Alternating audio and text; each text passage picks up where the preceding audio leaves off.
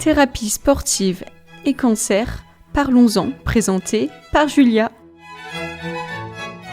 Nous sommes aujourd'hui dans le studio de RLP Radio, Radio Libre en Périgord, avec Valérie Otokian qui va répondre aux questions sur la chronique radio thérapie sportive, parlons-en. Bonjour Valérie. Bonjour Julia. Je vais vous demander de vous présenter. Oui, alors je m'appelle Valérie Otokian, j'ai 58 ans, je suis venue vers la Camisport pour une raison de santé, un cancer des poumons type 4 métastasique, donc avec métastase cérébrale. Puis voilà, donc ça fait un moment que je viens aux séances et qui m'apportent énormément et qui ont changé beaucoup de choses en moi. Et justement, comment êtes-vous arrivée à la Camille, Valérie ? J'ai vu ça quand j'étais suivie à Bordeaux. J'ai vu une affiche, Camille Sport et Cancer, et ça m'a interpellée, donc j'ai pris une photo. C'est dans une salle d'attente de Bordeaux, dans une salle d'attente. Et du coup, je me suis renseignée, mais vu que j'ai un tempérament un petit peu solitaire et pas très sociable, c'était quelque chose en groupe, donc j'ai eu du mal à me pousser à me renseigner, à me dire je vais essayer de voir un petit peu ce que c'est. Et de l'autre côté, ce qui me gênait un peu, c'était de me retrouver aussi avec des gens qui étaient malades comme moi, et j'avais pas spécialement envie de me retrouver qu'avec des gens malades. Donc ça, c'est aussi, ça fait partie de l'acceptation de la maladie aussi. Et je me suis dit, là-dessus, si je freine autant, c'est qu'il y a quelque chose à travailler aussi là-dessus. Et donc, vous avez quand même franchi le pas de venir à la Camille. Vous avez appelé, donc c'était mon collègue Goriane à l'époque. Oui. Et vous avez fait une séance d'essai déjà pour vous assurer que le groupe ne vous fasse pas peur, que vous réussissiez à vous intégrer, à vous sentir bien aussi ? Oui, mais disons que ce qui me plaît dans la Camille, c'est qu'on est plusieurs, parce que c'est pas des séances particulières, mais en fin de compte, chacun est en soi. Chacun travaille à l'intérieur de soi, et du coup, ça m'a pas gênée d'être en groupe. Parce que durant la séance, vous étiez avec vous-même, vous étiez centré. Exactement. Donc ça m'a appris simplement à essayer de m'auto-centrer. Ça m'a appris à gérer un petit peu, ce qu'on dit toujours, les patients, de gérer un petit peu la douleur, de prendre conscience de la respiration, qui est vraiment, comme vous dites pendant les séances, qui est vraiment motrice. Et ça, c'est quelque chose c'est un senti qui est... C'est indéniable, c'est comme ça. Et du coup, la posture aussi, j'avais énormément de problèmes jeunes, problèmes de lombaire. Problèmes de dos, problèmes posturaux. Parce que mauvaise position, trop cambré, donc ça décale les intestins, ça allait pas du tout.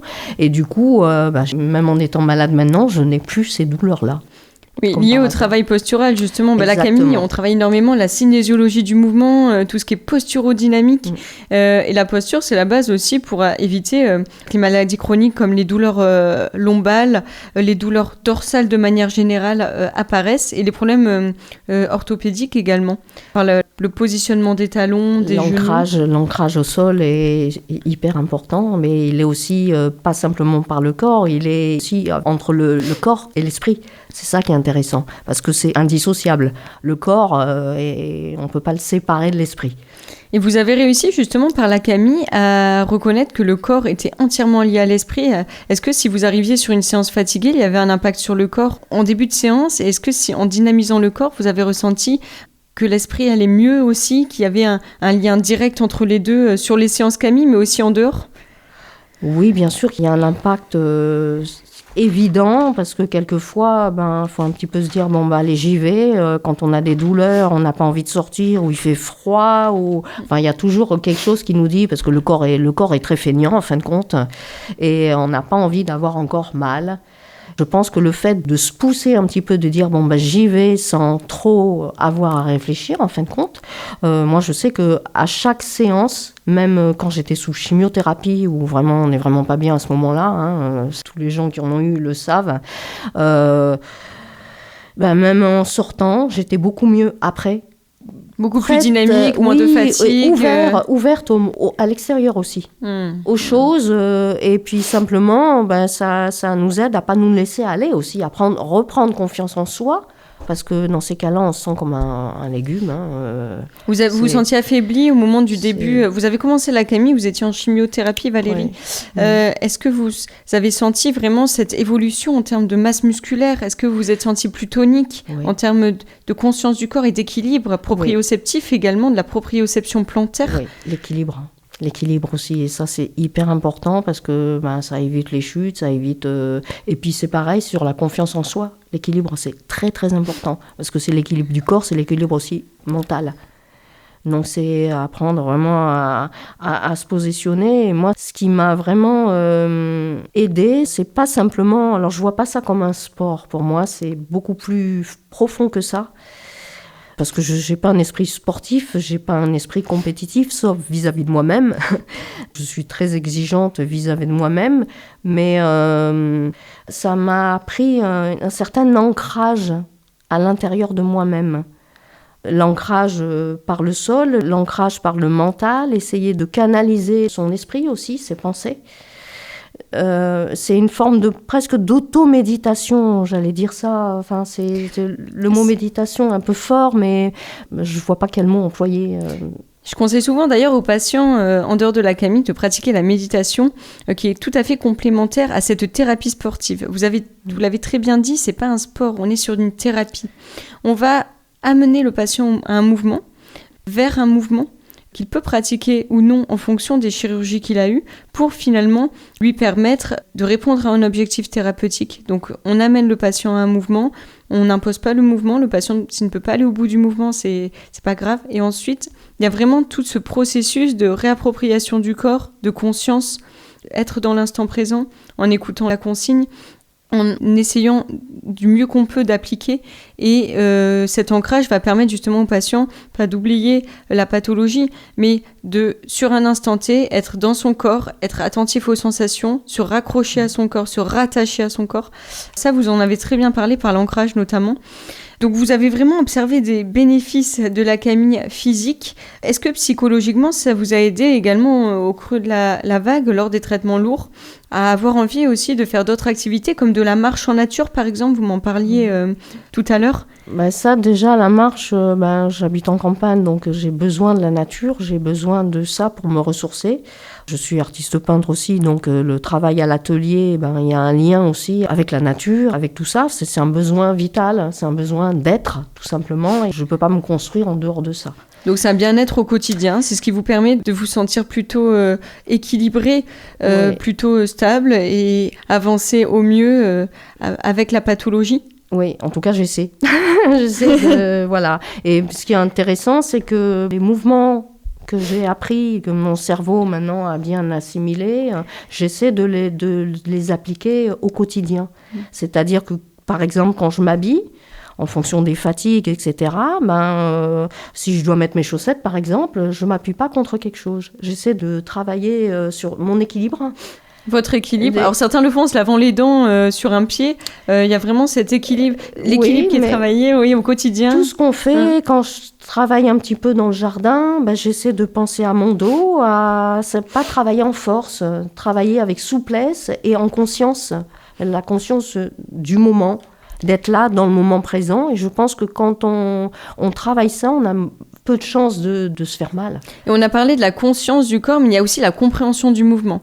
En faisant un mouvement à l'accalmie, on se rend compte qu'il y a un muscle qui est mobilisé sur un mouvement. Donc il y a un but précis thérapeutique pour le patient. En prenant conscience de son corps, notamment en parlant d'anatomie au sein des séances et en habitant pleinement son corps anatomiquement parlant, en prenant conscience des muscles qui existent sur le corps, le patient va aussi mieux comprendre le corps et en bougeant au quotidien, prendre conscience que tel ou tel muscle travaille sur une activité physique donnée. Je parle d'activité physique parce que ça peut être des activités domestiques également, comme faire les vitres, mais aussi en se rendant compte que les muscles du bras travaillent, en se rendant compte qu'il faut se tenir droit. Faire les vitres, ça peut être une activité qui est très mal réalisée avec une mauvaise posture, mais en prenant conscience de la posture à avoir sur chaque activité domestique, on peut finalement se préserver et limiter l'apparition des pathologies. Est-ce que vous partagez cette idée ? Oui, bien sûr, mais pour moi, c'est plus qu'une idée, c'est une façon de se sentir être et exister. C'est une philosophie. C'est-à-dire c'est une philosophie de vie pour moi, parce que c'est justement en décrochant, en oubliant qui on est, enfin c'est très abstrait, c'est très difficile à expliquer, c'est assez abstrait, c'est comme si on s'oubliait pour être le plus possible en soi, et de sentir les choses justes. Quand on travaille, qu'on sent de l'intérieur, moi j'ai posé en tant que modèle pendant des années aussi, donc je pense que ça m'a aussi appris à prendre conscience de beaucoup de choses, parce que c'est tout un travail qui est interne, parce que c'est beaucoup plus difficile de ne pas bouger pendant un certain temps. C'est pas naturel pour le corps. Le cerveau, il y a tout un processus qui doit se mettre en place, parce que sinon c'est impossible de poser dans certaines positions pour les tenir. Hein. Donc c'est vraiment un travail interne. Et à la Camille, justement, ce que j'ai aimé, c'est qu'on travaille beaucoup avec cette histoire de périnée. Et le périnée, on n'en parle pratiquement jamais. Le périnée, personne ne sait ce que c'est. Beaucoup de personnes croient d'ailleurs que seulement les femmes ont un périnée, oui. Ce qui est faux, les hommes aussi. Et je le vois dans le cadre des cancers de la prostate, les hommes ont souvent peu conscience de leur périnée, alors que c'est un muscle essentiel à travailler pour limiter les fuites urinaires, suite notamment aux prostatectomies. Mais également dans le cadre du cancer du côlon, lorsqu'il y a eu une chirurgie, ou bien dans le cadre du cancer des ovaires, il y a eu une chirurgie, un retrait de la masse musculaire au niveau abdominal et souvent donc des fuites urinaires ou même des douleurs dans la zone périnéale qui nécessitent un travail. Et pour le travailler, il faut avoir conscience de ce périnée. D'ailleurs, tous les schémas sont faits à la Camille, les schémas du corps humain anatomique pour permettre aux patients de prendre connaissance du périnée et des muscles qui habitent le corps. Est-ce que pour vous, ce périnée, ça a été facile de vous l'approprier, le périnée et tous les autres muscles du corps, justement ? Je l'ai toujours ressenti sans savoir expliquer réellement ce que je ressentais. Mais pour moi, c'est une évidence que quand on contracte les abdominaux, automatiquement, on devrait contracter le périnée. On ne nous l'apprend pas, mais moi, je l'ai toujours ressenti en moi, enfin physiquement. Sans pouvoir l'expliquer. Et c'est pour ça qu'on se rend compte qu'il y a vraiment une méconnaissance du corps et du périnée de manière générale. Ça concerne beaucoup les femmes après les grossesses. On en parle beaucoup après la grossesse, mais c'est vraiment le seul moment dans la vie où on en parle réellement. Dans le sport de haut niveau, il est souvent négligé. D'ailleurs, beaucoup d'athlètes contractent les abdominaux, notamment avec les fameux crushs très très connus et très populaires qui permettent d'augmenter la masse musculaire abdominale, mais qui bousillent, qui saccagent le périnée parce que souvent il n'y a pas de contraction tout simplement du périnée. Et les organes vitaux viennent pousser sur ce périnée et l'abîmer, l'affaiblir, jusqu'à des fois, dans les cas les plus graves, avoir des fuites urinaires, des descentes d'organes. La fuite urinaire étant la phase juste avant la descente d'organes, même si bien sûr, quand on a une fuite urinaire, on n'a pas forcément de suite derrière la descente d'organes, c'est un risque. Donc il faut prendre conscience du périnée, le renforcer. Je le dis souvent sur les séances, j'en parle souvent.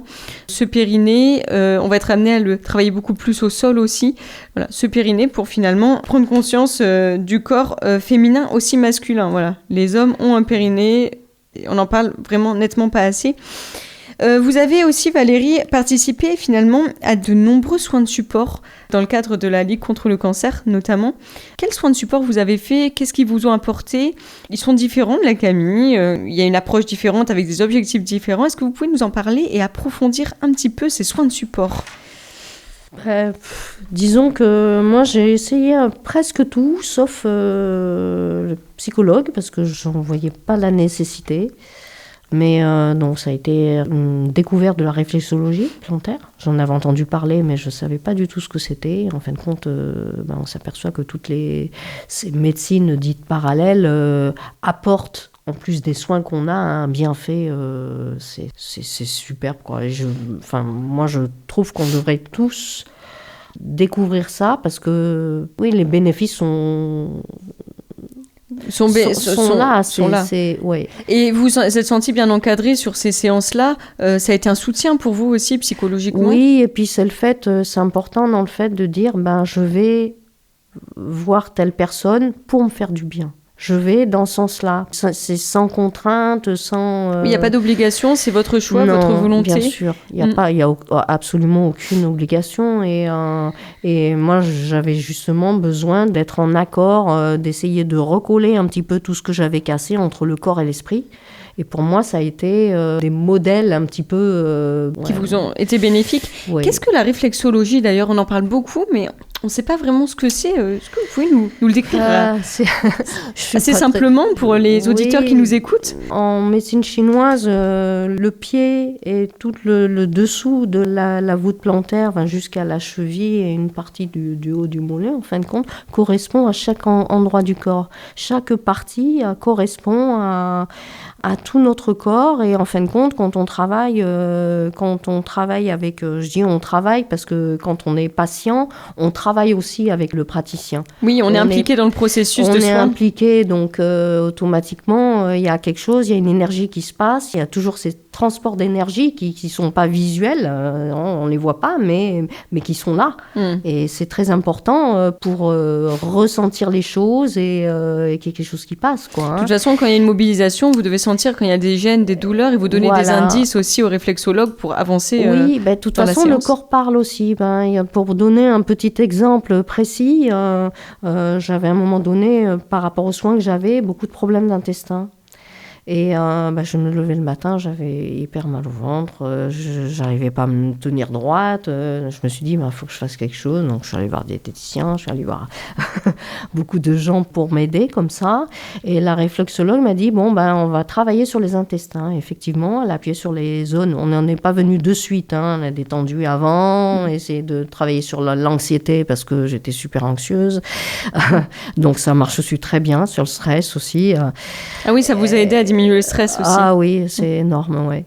Et du coup, quand on a travaillé sur les endroits qui correspondent aux intestins, mes boyaux ont fait un bruit. J'ai jamais entendu un bruit pareil. Il y a eu une réaction du corps. Oui, et elle m'a dit, ça répond bien. Ça, il se passe vraiment quelque chose. Et moi, je sentais vraiment, j'avais l'impression qu'elle avait plus ses doigts sur mon ventre que sur mes pieds.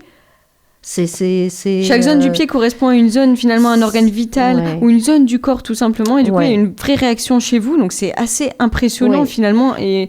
je pense que... Après, c'est pas une question de croyance, parce que moi, j'y suis allée en ne connaissant pas du tout ce que c'était. Et j'en avais entendu parler sans plus, mais je me suis dit, il y a ça à la Ligue, je vais voir. Et puis, si j'adhère pas, si ça me plaît pas, j'y retournerai pas. Tout simplement. De toute façon, j'avais rien à perdre et puis on peut pas se faire mal. En fait, c'est un plus, vous avez qu'à gagner, vous ne perdez rien, vous essayez, si ça vous plaît pas, vous ne continuez pas, sinon, justement, vous avez tout intérêt à continuer si ça vous est bénéfique, ça fait résonance en vous. Vous avez parlé, Valérie, de douleurs au ventre, justement, des problèmes de digestion. Est-ce que vous avez eu d'autres effets secondaires, justement? Quels ont été vos autres effets secondaires suite au traitement? Quels ont été les traitements? Alors, je vous pose 2 questions en une, excusez-moi, ça fait peut-être beaucoup. On va parler des traitements et des effets secondaires maintenant. Oui, le traitement, moi, j'ai un peu tout eu, dans le sens où j'ai compris, on a vu que j'étais malade parce que j'ai fait un coma dû aux tumeurs cérébrales que j'ai eues. Donc je suis tombée dans le coma comme ça du jour au lendemain. Mais juste avant, j'avais une grosse fatigue que je ne savais pas ce que c'était. Je manquais de fer, donc je suis allée voir mon généraliste. J'avais rien au niveau des bilans sanguins qui me disait qu'il y avait une trace de cancer. Il n'y a absolument rien. Et puis je suis tombée du jour au lendemain coma, donc je me suis retrouvée aux urgences. J'étais toujours pas réveillée, j'étais toujours dans le coma, et ils m'ont passé un scan, et puis ils ont vu que y avait des grosses nodules au niveau du poumon, et puis que c'était pas opérable, parce qu'en plus il y avait déjà des métastases. Donc quand il y a déjà des métastases, on ne touche pas. Sinon ça fait des ramifications, ça peut se mettre partout.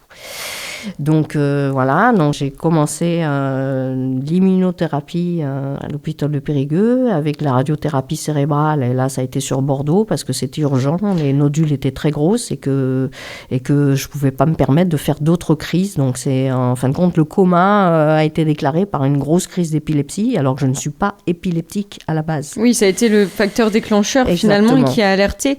Vous avez été suivi donc à Bergognier à Bordeaux, et vous êtes après à Bergognier, là c'est l'hôpital Bordeaux-Nord. D'accord. Donc il y a eu 2 étapes, l'hôpital Bordeaux-Nord. Polyclinique Bordeaux-Nord, où je suis toujours suivie tous les 6 mois maintenant pour voir s'il n'y a pas d'autres métastases. Et là, ils regardent exclusivement le cerveau. Sinon, c'est Périgueux, Francheville maintenant.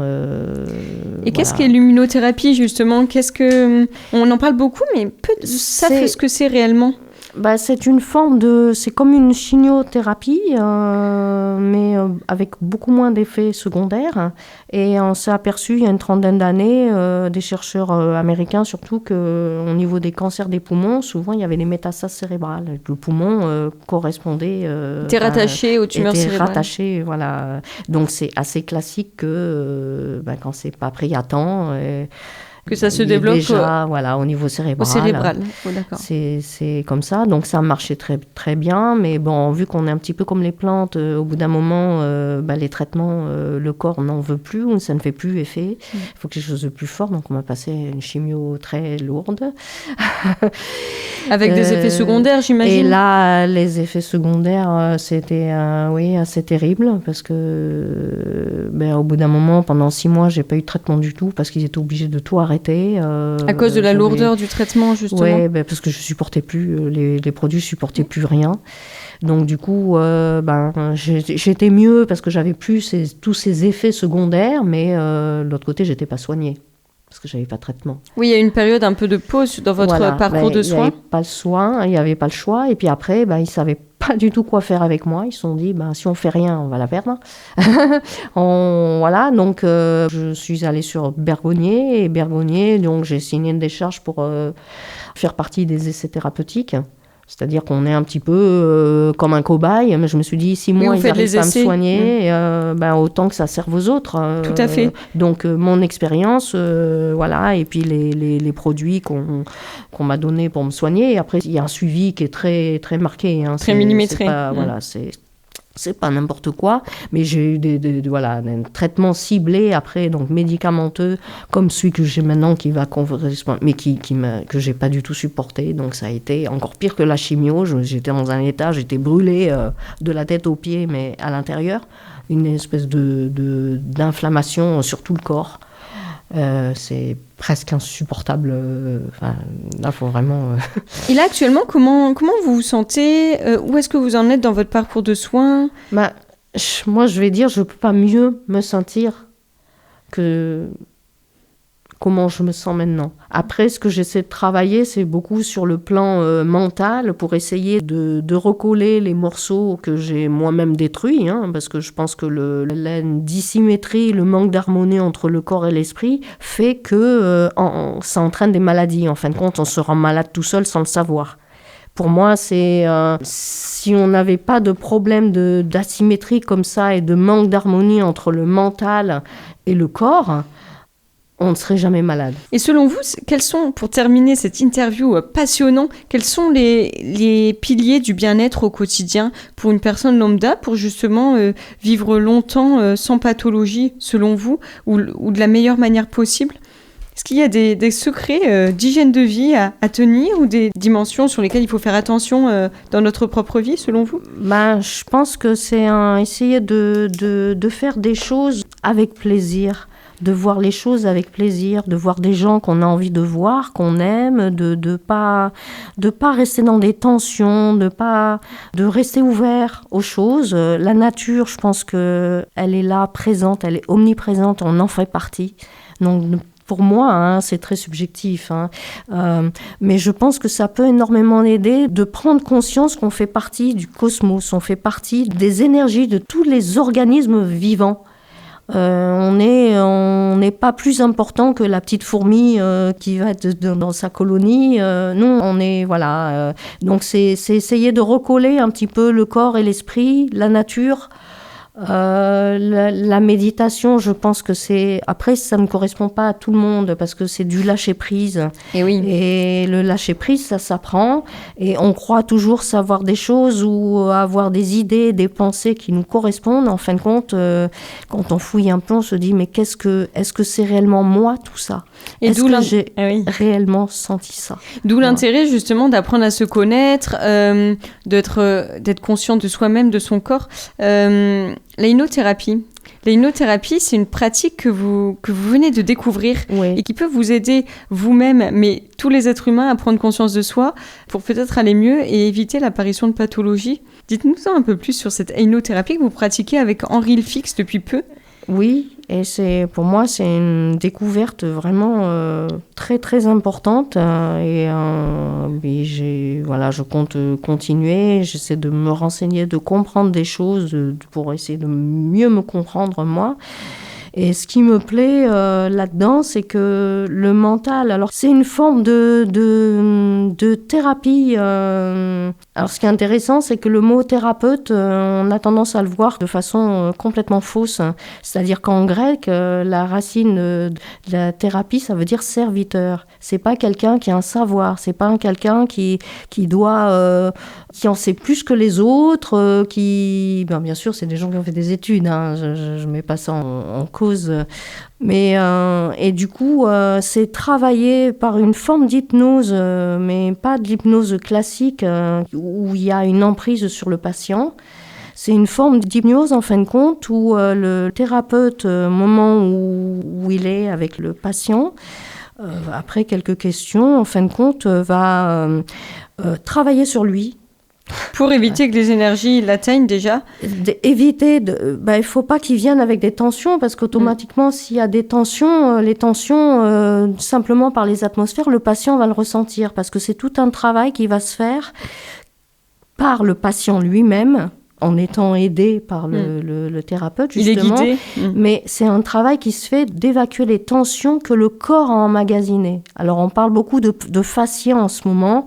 On a découvert depuis 2021 des choses superbes au niveau du cerveau. Et voilà, moi, j'invite tout le monde à aller voir l'émission qu'il y a sur Arte, replay sur les fascias, parce qu'on en apprend énormément de choses sur le corps et l'esprit. Il faut moi-même que j'aille la voir. Merci Valérie pour ce reportage qui aura inévitablement du succès. Merci beaucoup pour votre présence, votre s'ouvrir et finalement toutes ces pistes qui vont permettre à beaucoup de s'équilibrer au quotidien et qui certainement inspireront plus d'un. Merci. Oui. Et merci beaucoup. Puis carpe diem, vivre au jour présent. Au revoir.